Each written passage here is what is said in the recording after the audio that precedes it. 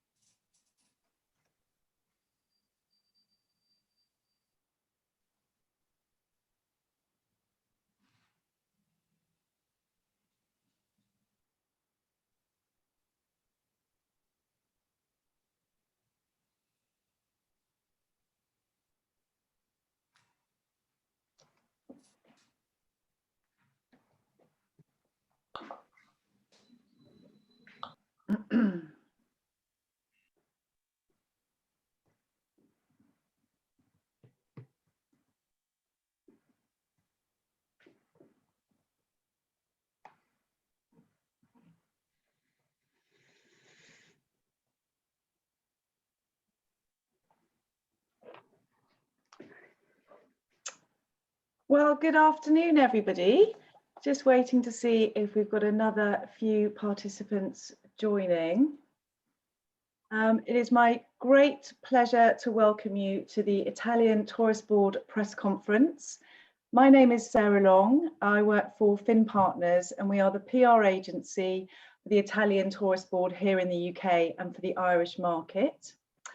I would like to say buongiorno to all of you, and I'm very excited to be the moderator for this press conference.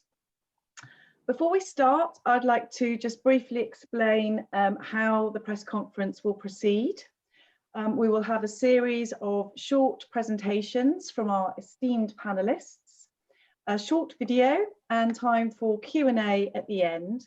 If you could please submit your questions using the Q&A button at the bottom, saying who you are and where you're from, and we'll try and get through as many of those questions as possible. We're anticipating that the press conference will last about 45 minutes. So it is without further ado that I would like to introduce our esteemed panelists.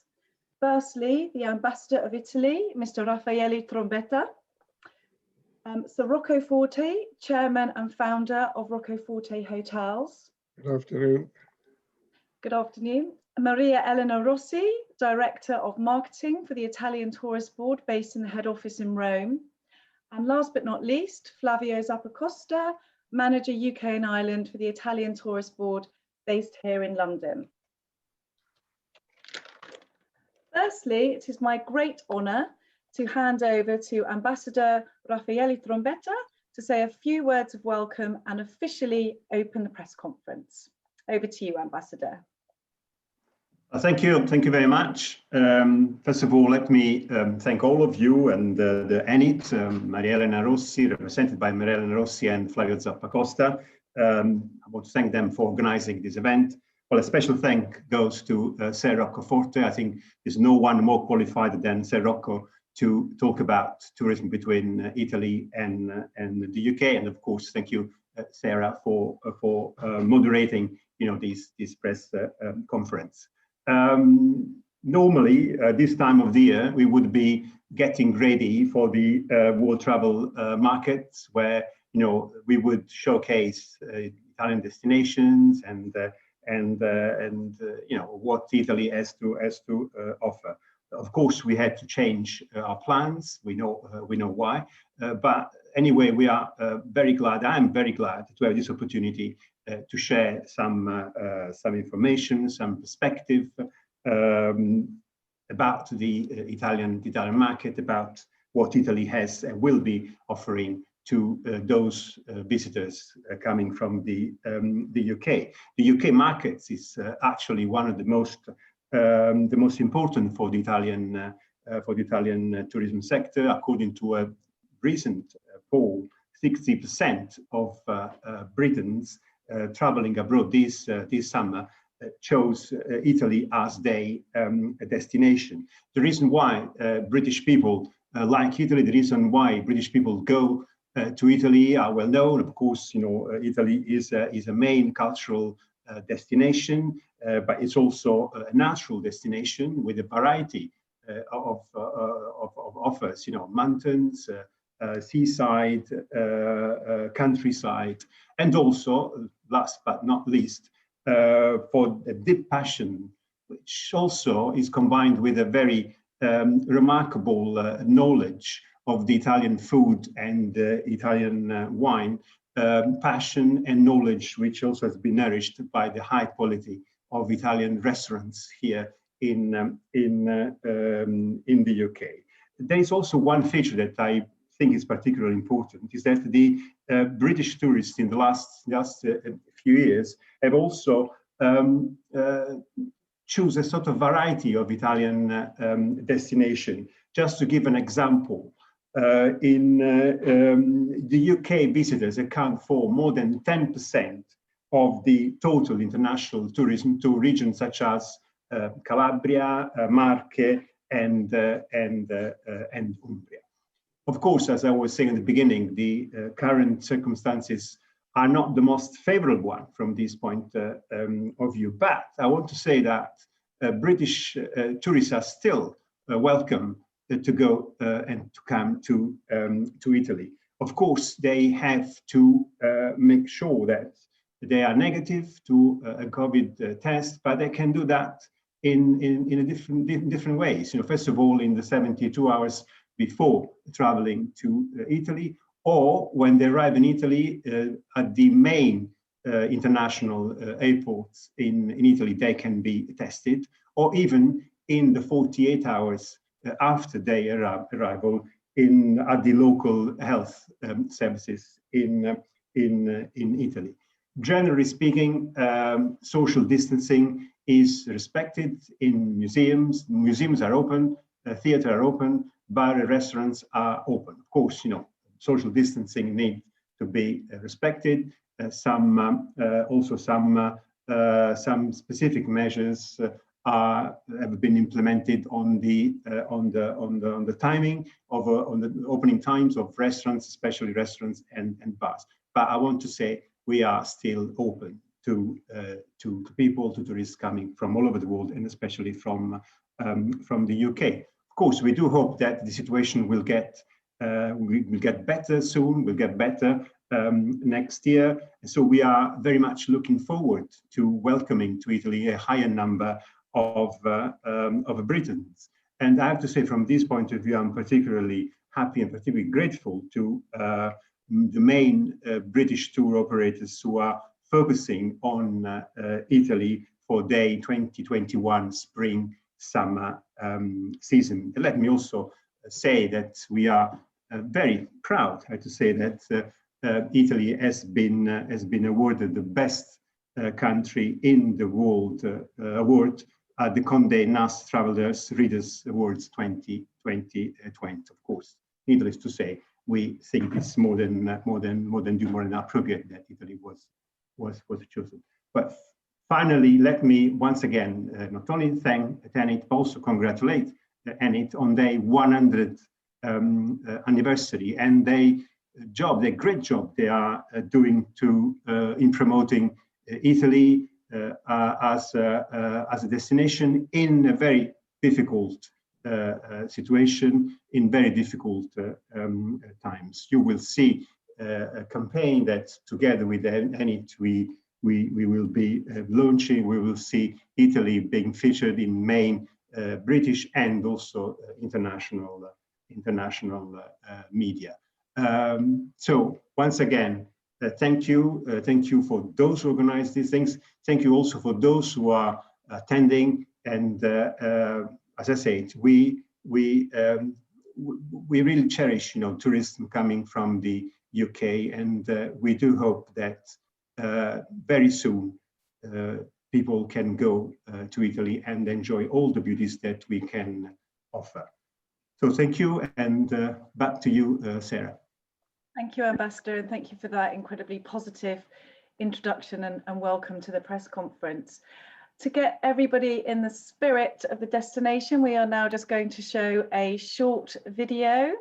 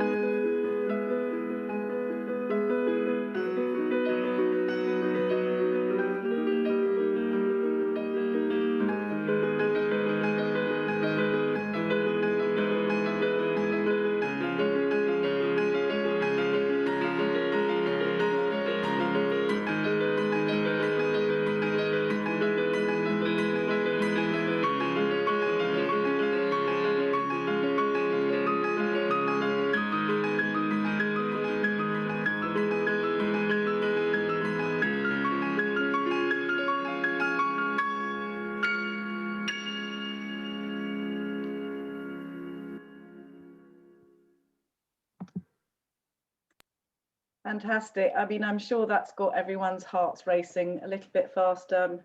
It's certainly whetted my appetite to get back to Italy as soon as possible.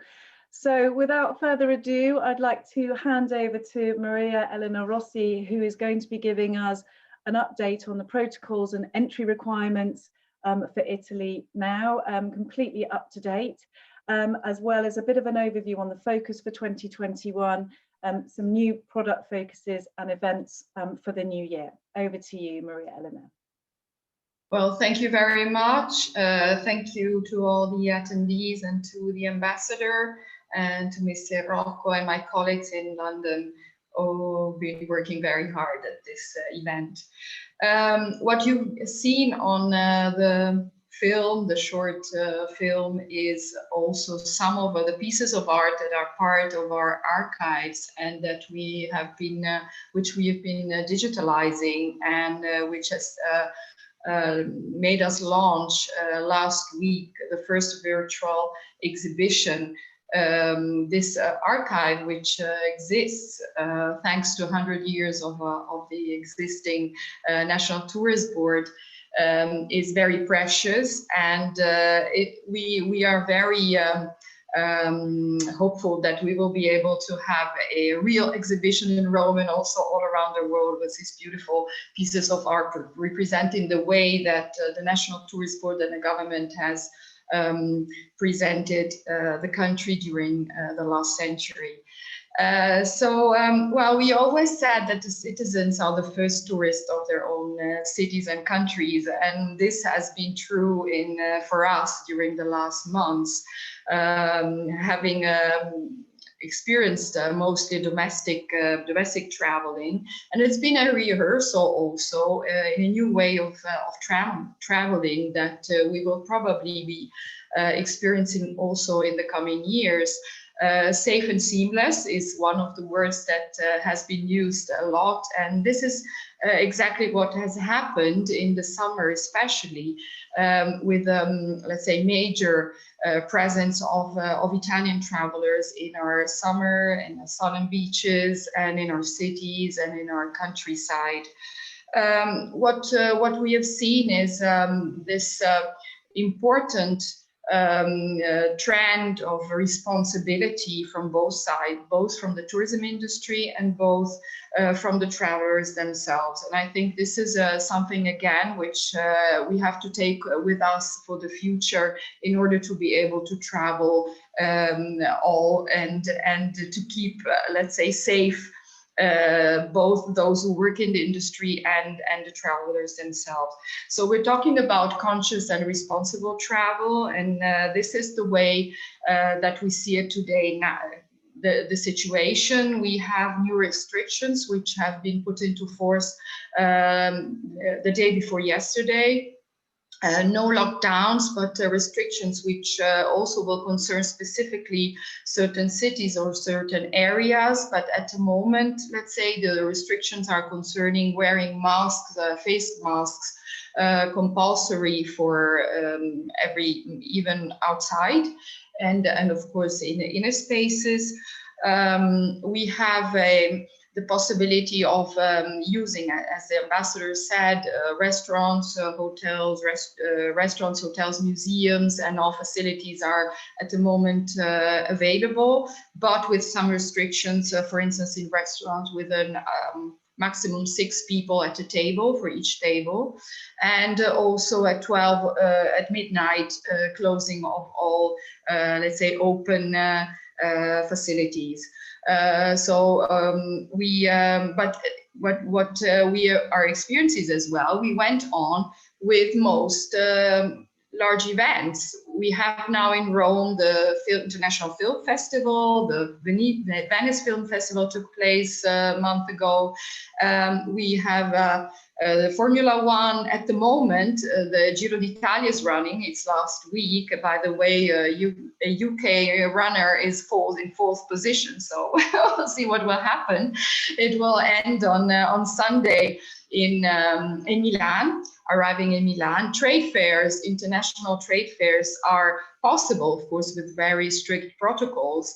And well, in the coming weeks also we'll have the Quadriennale, one of the largest contemporary art event taking place in Rome, and being opened by the President of the Italian Republic on the 30th of October. So let's say that we are living a very active cultural sports life, as I said, with strict restrictions, also thanks to the work which has been done by the tourism industry, by municipalities, again by the airports. We were mentioning earlier the possibility of fast testing at most major Italian airports.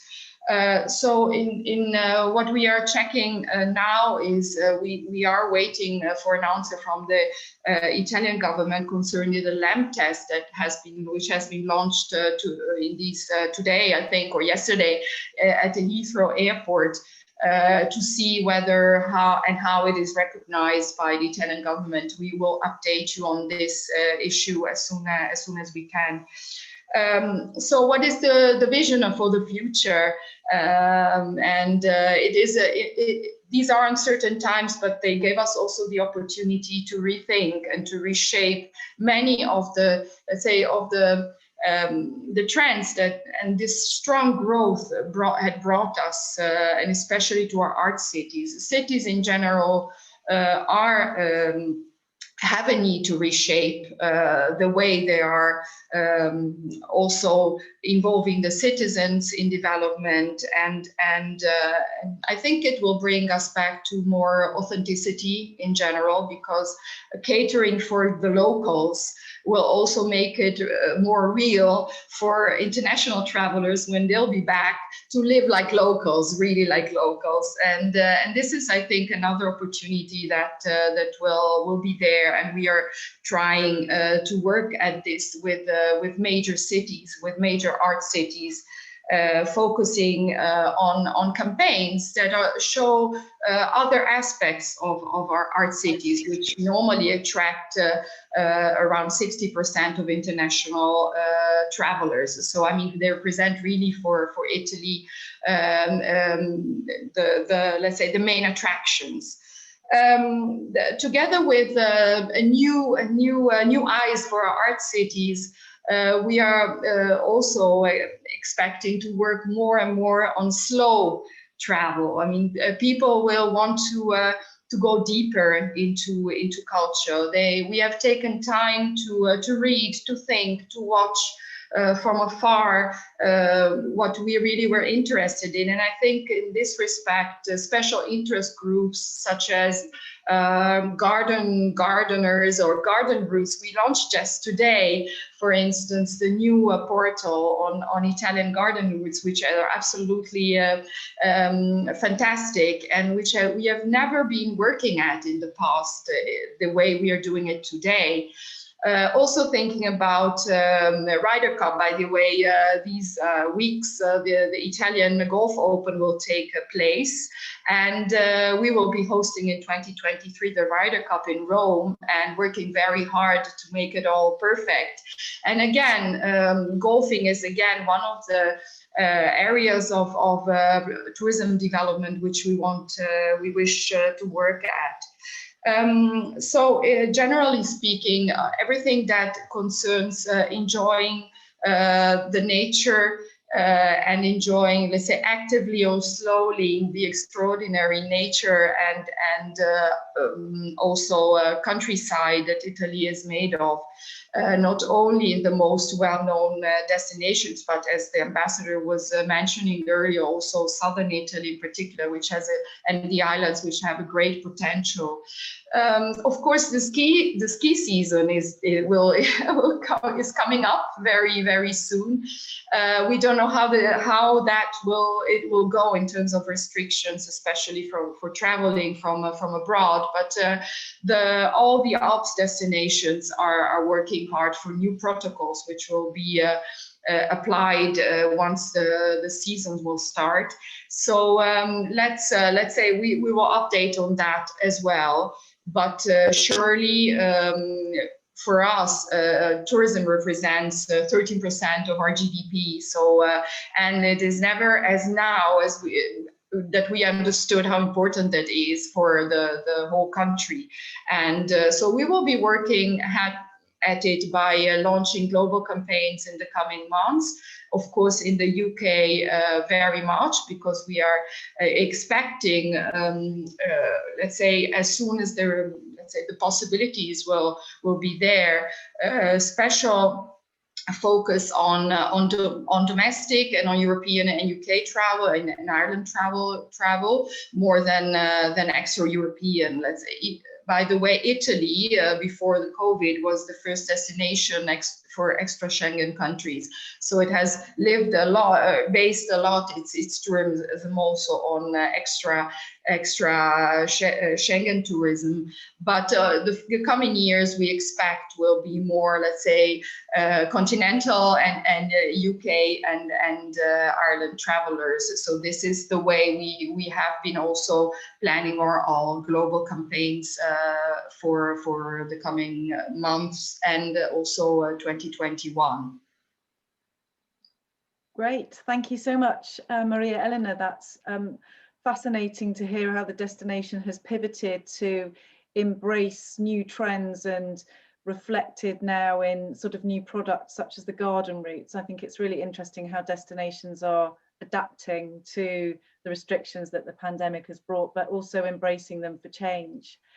So now I would like to hand over to Flavio to give us an update on the UK market with lots of information on a number of events that you'll all be invited to over the next couple of months that will really help you to get inspired about the destination and start planning again for the future and your future trips. Exactly. Thank you, Sarah. Exactly. We're going to have a lot of full calendar of events. Good afternoon, everyone, and thanks very much for joining us. I would also like to thank very much the Ambassador and Sir Rocco Forte for being with us today. My name is Flavio Zappacosta. I am managing the London office for ENIT, the Italian National Tourist Board for the British and Irish markets. And the role of the National Tourist Board has always been to promote and revive Italy as a tourist destination, especially in difficult times like the ones we are now sadly experiencing. Like in the past, even after these challenging times, I am sure Italy will return stronger than ever before. Italy has always been in the dreams of the British and Irish holidaymakers and one of the favorite destinations. In fact, last year, over 6 million British and 500,000 Irish tourists have spent their holidays in Italy. And this is no wonder, because a few countries in the world can compete with Italy in terms of destinations.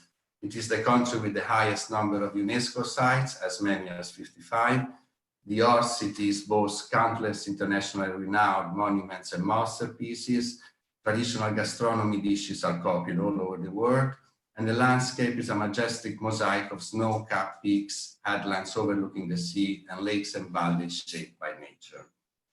Italy leads to the discovery of exciting itineraries, which can be traveled in a number of ways, by car, by motorbike, by bicycle, or even on foot, particularly important at a time when space is so valuable.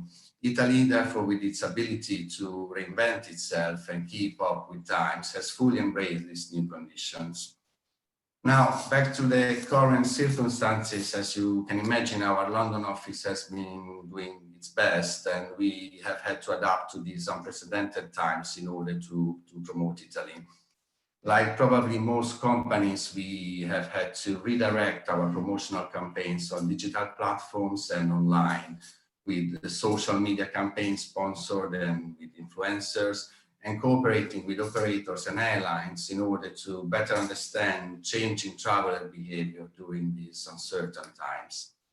Also, as we were saying before, in the next few weeks, we have planned a series of exciting events, virtual of course, in order to bring together the Italian offer, operators as well as hotels, with the British and Irish travel sector. The first important event, it will be our very first ever Italian virtual week, or as we call it in Italy, the Workshop Europa, which will be running for a whole week starting the 2nd of November. 150 Italian suppliers will be offering mountain and winter activities, city breaks, and art and culture, as well as luxury travel. It will be an opportunity for them to meet approximately 300 from the finest buyers, particularly Europeans. Buyers and suppliers will come together through a very innovative and intimate one-to-one meeting system. But what's more, though, over that week, we are also hosting additional regional experiences and educational sessions, which are free to join as you wish.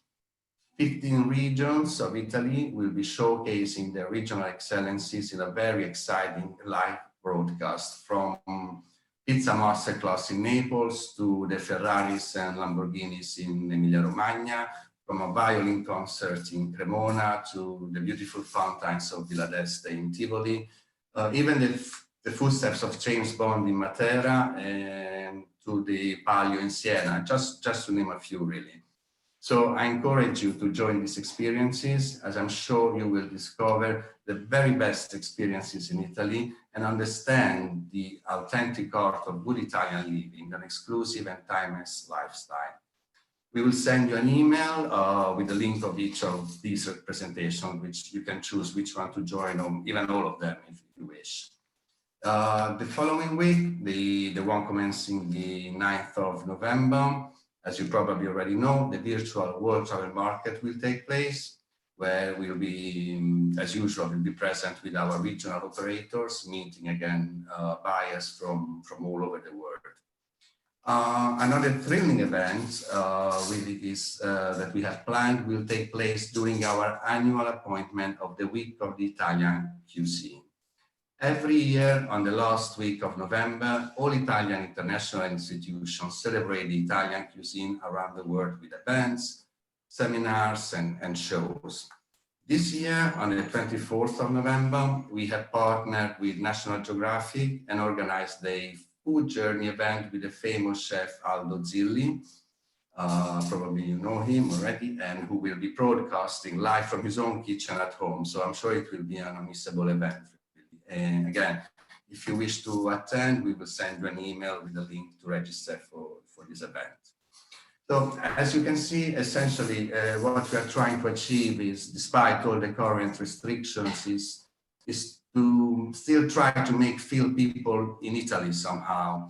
Climate, elegance, good food, art and culture are the very heart of Italy's being. And with these events and experiences, we are trying to let you enter the mood of Italian living and learn how to do rather than just see. Although at the moment, for the time being, it will be only virtual, of course. So I would like to thank you again, not only for the attention today, but also for keeping the interest for Italy in this difficult period over these past months. And for any other information about these events, as well as other topics, just send us an email to london@enit.it, and we will be happy to answer all your questions. And that's it. Thank you very much indeed, and back to you, Sarah. Thank you, Flavio. That's fantastic. I think that's one of the ways that we can really keep the Italian brand alive, is to invite all the sorts of aspects from cuisine to art to fashion into our homes and keep us inspired until we're in a place where we can fully embrace travel again. Now, to conclude our series of presentations, I would like to invite Sir Rocco next up to give his insights into tourism in Italy and his plans for the fantastic brand, the Rocco Forte Hotels. Thank you, Sir Rocco. Thank you, Sarah.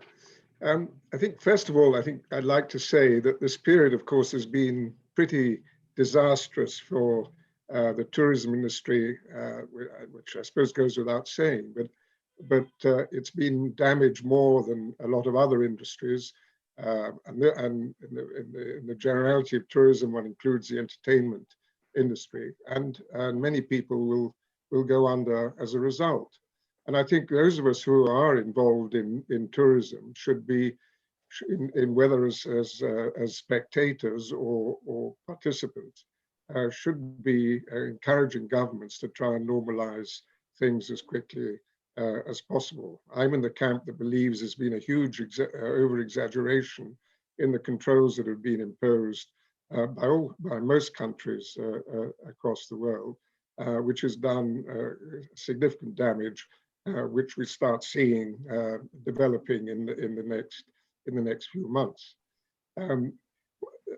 One interesting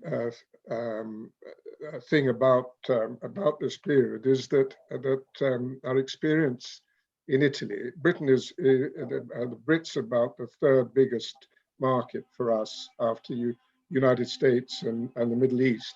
We've seen in our resort hotels in August, September, and October a huge jump in British business. And this has probably been a little bit as a result of quarantines being imposed on France, Portugal, and Spain, which has led many English people to travel to Italy instead of going to their normal haunts. And I think there's a benefit to be derived from this, in that some of these people have experienced Italy for the first time, and said how wonderful it was, and probably will come back next year.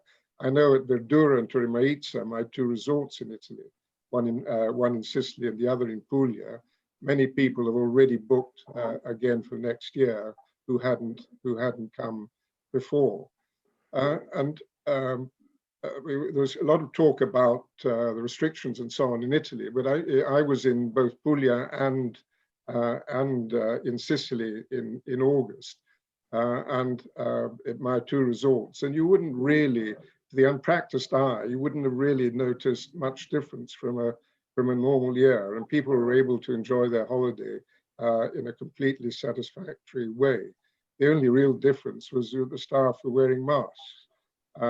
Both these resorts are out of doors, so people are out of doors most of the time.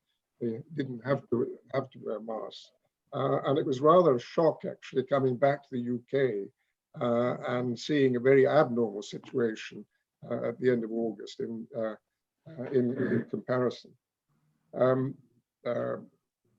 I believe very much in Italy as a tourist destination, and I've put a lot of effort and investment into Italy, and I'm continuing to do so. We opened 2 new hotels last year, a second one in Rome, the Della Ville, and the hotel in Puglia I mentioned, Torre Maizza. We're restructuring a hotel in Palermo called Villigea at the present time, which is a wonderful 100-year-old property in the Sicilian Liberty style, and one of the great hotels of the past, which deserves to be given a proper future. That will open in May of next year. We've also developed some villas which will be available for rent at the Verdura Resort in Sicily, and these will be available next spring. We're also signed up a hotel in Milan, and I'm working hard on something more in Puglia and Venice. And the Amalfi Coast to further extend my tentacles, if you like, into Italy, because it is the ultimate tourist destination.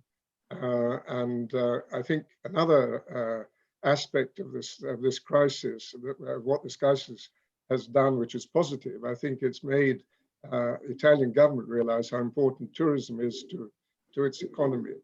And has given it a much greater focus, perhaps, than it's had before. This whole question of testing, which was mentioned, we introduced to help people going to Italy before the quarantine was imposed on travelers returning from Italy. We'd made an arrangement with a company called Blue Horizon that people could have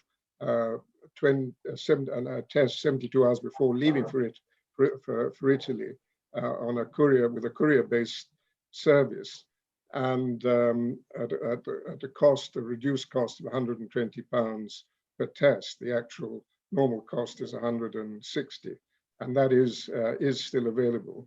If people who definitely have to go to Italy, they can use it. There's also testing available at our hotels when you arrive there. So I think in the long term, the medium to long term, Italy is the most wonderful destination that there could possibly be. And it's not just because I'm of Italian origin that I say this, but I think I see it in a productive way in the business I have there. So it has a very big future. I think we've got to get over this current crisis. And I said at the beginning, I think we've got to persuade governments to learn to live, that we've got to learn to live with this disease. It's going to be with us for a long time. They're talking about vaccines. Who knows when they're going to arrive? And if we're supposed to not be immune when we've had it, so what's the point of a vaccine anyway? So I hope that I'm doing a lot of lobbying, as far as I'm concerned, with this government, to see if we can move things in a different direction. So thank you very much. Thank you, Sir Rocco. That's really, really interesting. Great to hear of your tentacles of investment through the country. I'm sure that's going to be critical to the industry's recovery, and also very interesting to hear of your UK lobbying efforts for the UK government. I'm sure that will be incredibly well received as well. Thank you to all of our panelists. I think everyone has given a slightly different perspective on the recovery and the future for tourism in Italy, but very, very positive, which is great to hear. We shall now go on to questions. I have a few here. We had a question from Valerie Collins from experiencedtraveller.com, actually asking Sir Rocco regarding the testing available in the hotel. So I believe Sir Rocco has answered that one effectively, so that's great. Information is available on the website, on our website. Yeah. If you need any more, Valerie, the website is your first port of call. I have a question here from Terry Gay from the Business and Lifestyle Online. Terry says, during this time of year, we're normally visiting Welcome Italia. going forward. What will happen in the near future with regards to the wine fair in Venice and future Italian events during this pandemic? Maybe I can pass this to you, Maria Elena. You mentioned a number of events in your presentation. Are you able to sort of shed any light for Terry on this matter? Well, I can say that at the moment the White Truffle Alba fair is taking place. So I mean, this is the time of white truffle, and they managed to keep this this event open to visitors and to tourists, and other events, similar events are there. Let's say that the B2B fairs, wine fairs, are mostly phygital, so partly digital and partly physical. So each organization has decided differently how to handle. We were holding last week in Rimini the tourism trade fair, again with strong restrictions. So it's really depending on let's say the local organization of the fairs. But I can say that let's say business is going on, and that's the reason why the government chose to keep the trade fairs open, the B2B ones, and to have restrictions, of course, on the B2C. But still, a lot is going on. Yes. A testing question here, again from Valerie Collins. Can we be tested at Verona Airport, and how much does that cost? Maybe Flavio, are you in a position Verona to Airport. answer that testing Verona question? Airport, unfortunately, not just yet. Verona Airport. What you can do if you land in Verona, you can book a COVID test within 48 hours from your landing. And in any local NHS, Italian NHS there in Verona. Within 48 hours, it's going to be for free. It's they don't have to pay for it. The only downside is, of course, before you take the test, you must self-isolate until you take the test.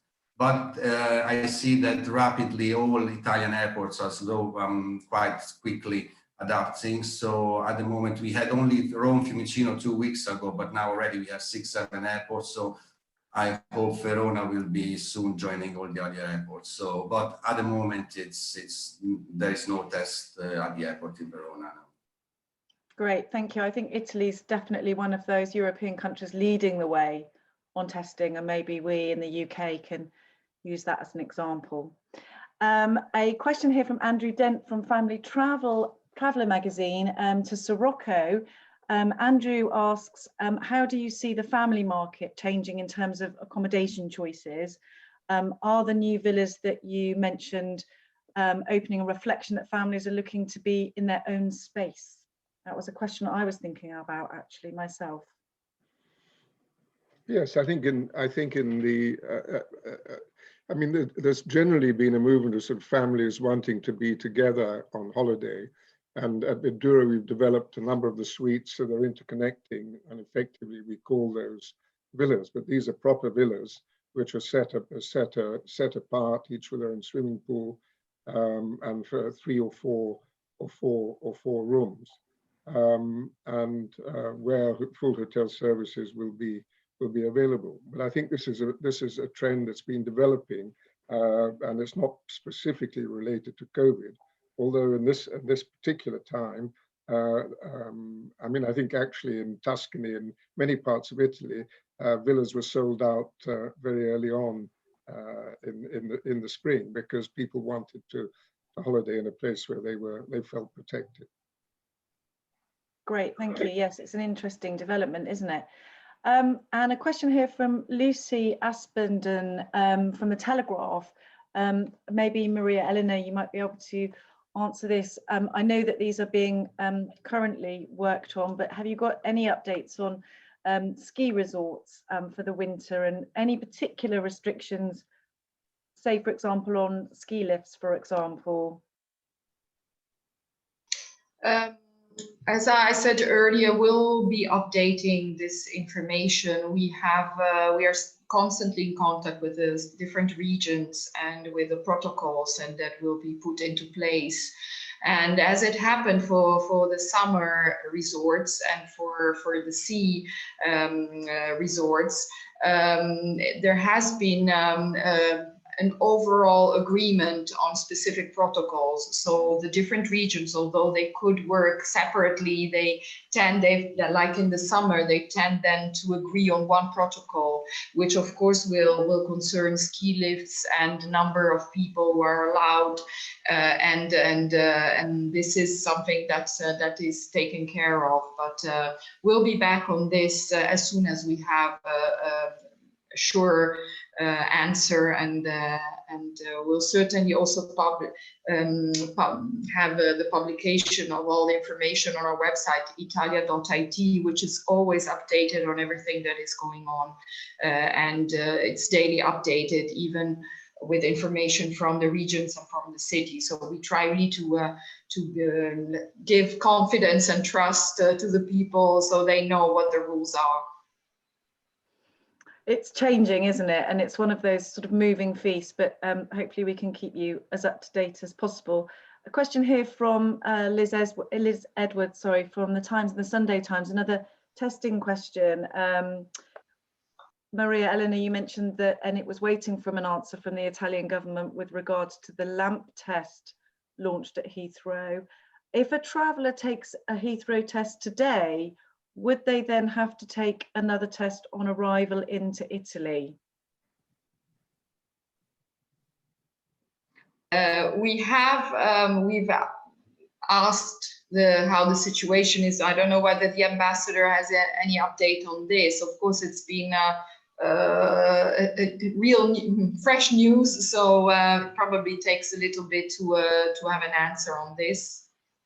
I don't know whether the ambassador has any news on that.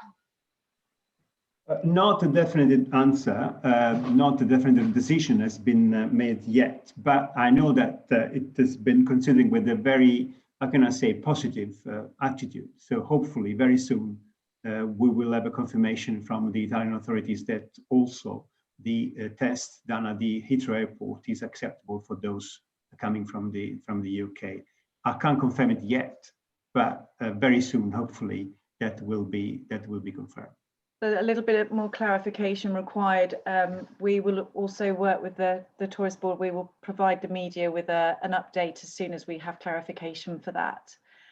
Can I add one thing? Excuse me. Can I add one thing on this issue? I mean, the International Aviation Association is working very hard to lobby in favor of testing upon departure from all airports in order to avoid quarantine. So I think this is something that should be backed, because we believe that would really let's say improve the situation of tourism if an agreement like this would be taken. So the Heathrow initiative goes in this direction. Just, I think probably time for a couple more. One from Jim Murty here from the Sunday National. He says, "Bravo, Sir Rocco. I've just arrived back from Bergamo, and everything you say about the normalization of life was borne out there.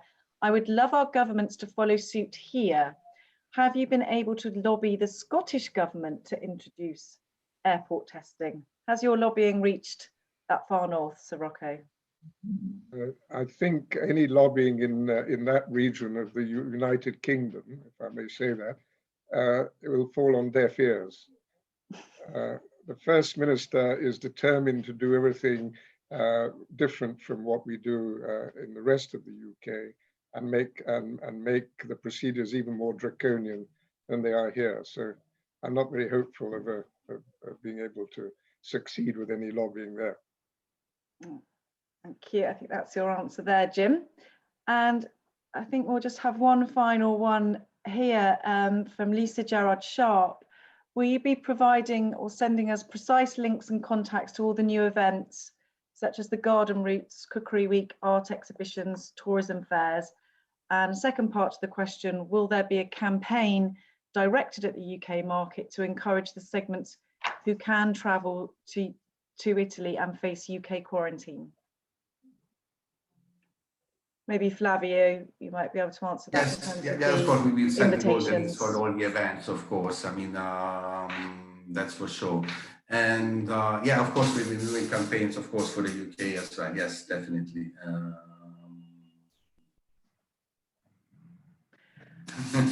We are launching these days a major global campaign on art cities and on new eyes on art cities. And this is going on at the moment.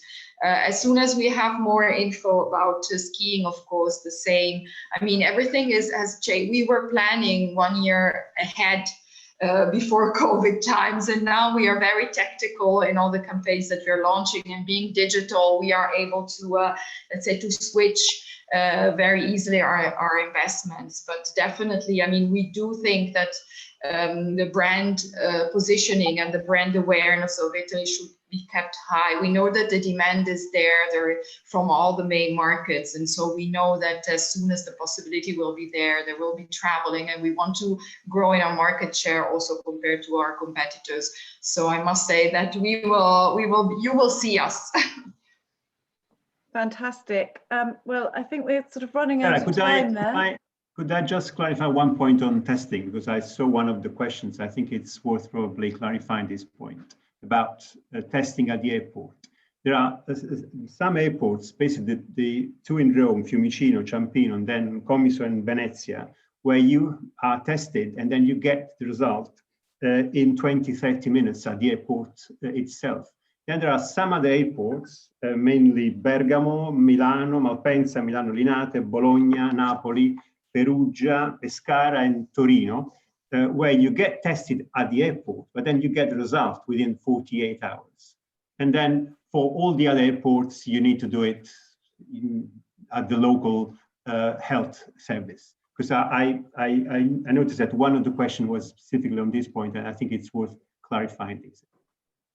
Also, sorry, I saw a question as well. I mean, about hotels, whether they offer. Of course, hotels do not offer COVID test on site, but I've heard that many hotels are very willing, if you call them in advance, are willing to book for you a COVID test at the local NHS. So if you call your hotel in advance, they're most likely to help you out and book for you. So as soon as you arrive, your appointment is already booked.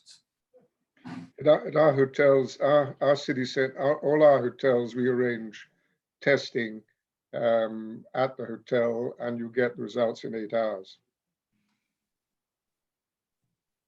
Fantastic. Well, thank you to all of our panelists, Ambassador Raffaele Trombetta, Sir Rocco Forte, Maria Elena, Flavio Zappacosta. Thank you so much for all of your time, all of your insights, your wisdom, your enthusiasm, and your positivity for Italy. Thank you to all of the media who joined us today. We had nearly 100 participants, so I think that goes to show that there really is a hunger for Italy and an inspirational anticipation to head back to the destination as soon as possible. I'd like to thank everybody for their questions. I'm sorry if we didn't get around to answering yours. And I would also like to reassure people that we will be issuing confirmation of the LAMP testing as soon as we hear confirmation from the Italian government. So without further ado, thank you to everybody for joining us. And we hope to see you once again in Italy. Keep safe, keep traveling when it's safe to do so. Thanks again. Bye-bye. Bye. Thank you. Arrivederci.